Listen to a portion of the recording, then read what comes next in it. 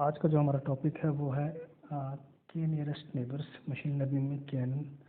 तो पहले देखते हैं KNN होता क्या है।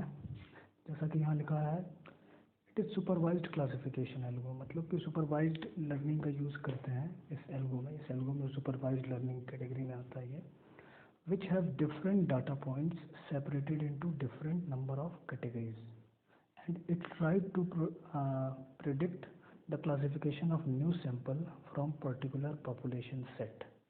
इसका ये मतलब हुआ कि ये ऐसा सुपरवाइज्ड लर्निंग एल्गो है जिसमें हमारे पास डिफरेंट डेटा पॉइंट्स होंगे और उन सारे डिफरेंट डेटा पॉइंट्स को सपोज कर लीजिए डिफरेंट क्लासिफिकेशन में डिवाइड किया गया होगा।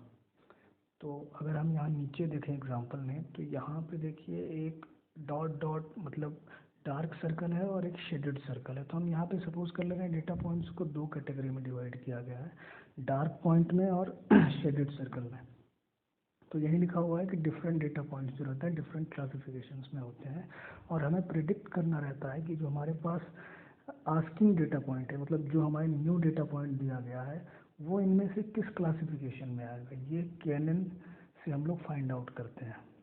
सेकेंड पॉइंट लिखा है, it is an lazy algorithm. Lazy algorithm means कि इसमें मेमोराइज करना पड़ता है पहले का कि किस क्लासिफिकेशन में आएगा। तो ये मेमोराइज प्रोसेस का यूज़ करते हैं, इस वजह से ये लेजी एल्गोरिथम में आता है। थर्ड लिखा है, classifies new point based on the similarity measures, equivalent distance लिखा हुआ है।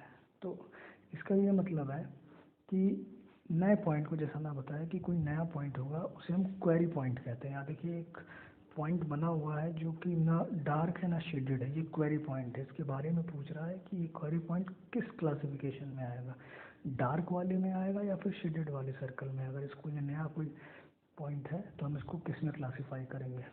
तो उसको क्लासीफाई करने के लिए हम लोग सिमिलरिटी मेजर्स देखते हैं, यानी कि इक्विवेलेंट डिस्टेंस से हम लोग फाइंड आउट करते हैं कि ये किस कैटेगरी में जाएगा।